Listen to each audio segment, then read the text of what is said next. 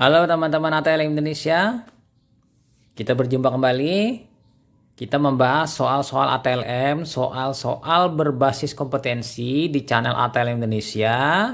Kali ini kita masuk ke bagian 24. Materinya pengantar enzimologi 1, kimia klinik. Nah, ini kita masuk kimia klinik 1.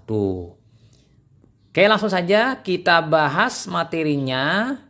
Soal-soalnya ini spesial untuk SMK D3 D4 S1 Teknologi Laboratori Medik yang sedang mempelajari materi masalah dunia enzim perenziman serta untuk praktikal yang sedang bekerja di laboratorium untuk menambah ilmu-ilmu tentang enzimologi.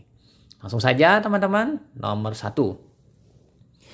Suatu enzim yang berikatan membentuk senyawa kompleks antara polipeptida koenzim dengan alfoenzim yang dapat beraktivitas terhadap substrat adalah disebut yang A holoenzim, yang B koenzim, yang C katalisator, kemudian yang D apoenzim, yang E inhibitor.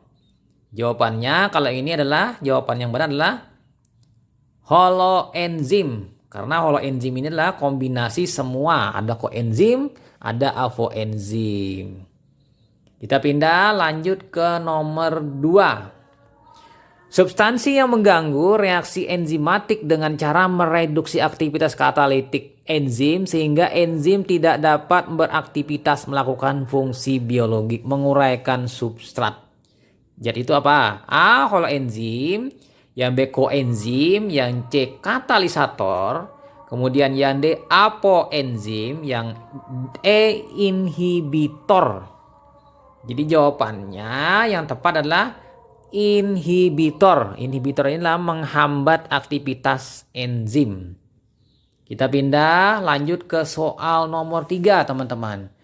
Proenzim adalah titik-titik. A. Protein yang dapat mengkatalisasi reaksi yang sama tetapi mempunyai sifat fisik dan kimia yang berbeda. Yang B. Prekursor inaktif yang akan berubah menjadi enzim aktif bila diaktifasi. Kemudian yang C. Molekul kompleks polipeptida koenzim yang tidak dapat mengkatalisasikan substrat. Kemudian yang D.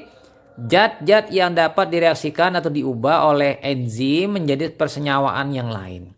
Kemudian yang E, elemen atau bahan seperti koenzim di mana suatu faktor lain yang harus bersatu dengannya untuk dapat berfungsi. Proenzim jawabannya yang benar adalah prekursor inaktif yang akan berubah menjadi enzim aktif bila diaktifasi. Jadi dalam kondisi proenzim inilah dalam kondisi tidak aktif atau terbungkus. Tinggal diaktifkan atau dengan cara diaktifasi dengan cara memotong rantainya atau dengan mengubahnya, maka enzim tadi menjadi aktif sehingga proenzim berubah menjadi enzim. Lanjut kita ke soal nomor 4. Kofaktor adalah titik-titik. A. Protein yang dapat mengkatalisasikan reaksi yang sama tetapi mempunyai sifat fisik dan kimia yang berbeda. Kemudian yang B, prekursor inaktif yang akan berubah menjadi enzim aktif bila diaktifasi. Coret.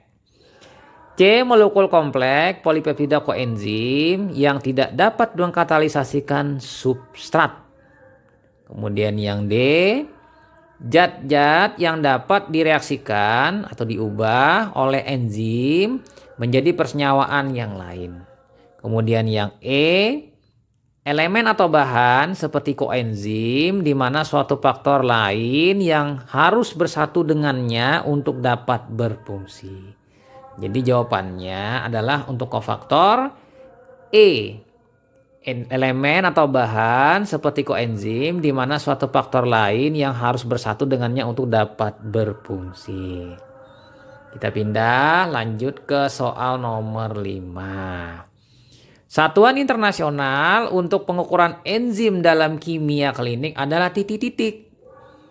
A. U per L, yang B miligram per dl, C gram per dl, yang D miligram per liter, yang E milimol per liter. Jadi berdasarkan opsi ini teman-teman yang sudah bekerja itu pasti sudah bisa memprediksi. Satuannya yang mana? Satuannya adalah U per L atau mungkin menggunakan cut nanti. Ini bisa juga microcut. Lanjut kita soal nomor 6 teman-teman. AST dan ALT merupakan golongan enzim titik-titik karena memindahkan gugus pada asam amino. Yang A oksidoreduktase, yang B transferase, yang C hidrolase, yang E deliase, yang E isomerase. Jadi jawabannya yang tepat adalah transferase karena mentransfer atau memindahkan gugusan atau gugus asam amino. Kita pindah lanjut ke soal nomor 7 teman-teman. Alkali fosfatase dan amilase bekerja dengan mengkatalisis pemecahan ikatan ester peptida dengan bantuan molekul air, molekul H2O sehingga termasuk dalam titik-titik. Yang A oksidoreduktase, yang B transferase, yang C hidrolase, yang D liase, sementara yang E isomerase. Jawabannya teman-teman adalah hidrolase karena ada hidro itu air, hidrolase jadi memecah dengan bantuan molekul air. Kita pindah lanjut ke soal nomor 8 teman-teman. Faktor-faktor yang mempengaruhi aktivitas enzim adalah sebagai berikut kecuali titik 2. A. Temperatur atau suhu, yang B. pH, C. Buffer, kemudian D. Substrat dan kadar enzim, yang E. Penghambat inhibisi. Jawabannya kira-kira rekan-rekan ATLM yang mana? E. Penghambat inhibisi.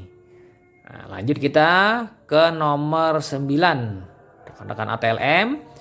Faktor yang mempengaruhi pengukuran enzim dalam darah dalam laboratorium klinik tahap pra-analitik adalah titik 2. Yang A. Metode pemeriksaan. Kemudian yang B suhu pemeriksaan, yang C pelaporan, kemudian yang D personal, kemudian yang E cara pengambilan darah. Kira-kira yang mana? Jadi jawabannya untuk dalam pra-analitik adalah cara pengambilan darah.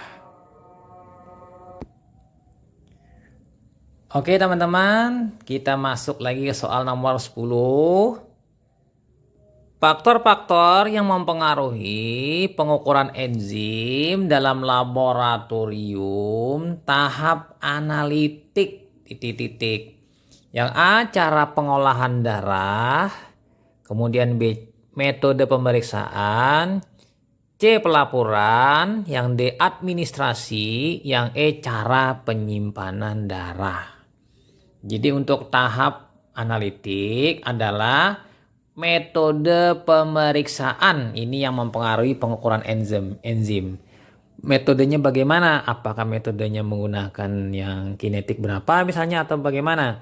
Tergantung metodenya. Oke deh. Itu saja teman-teman 10 soal bagian pertama dari pengantar enzimologi. Semoga teman-teman mengambil manfaat dari soal-soal tadi. Dan salam kompetensi. Semoga lulus uji kompetensi atau mendapatkan nilai yang terbaik dalam hal ujian di kampus atau uji kompetensi. Saya Ahmad Le pamit. Sampai jumpa di video-video selanjutnya. Bye.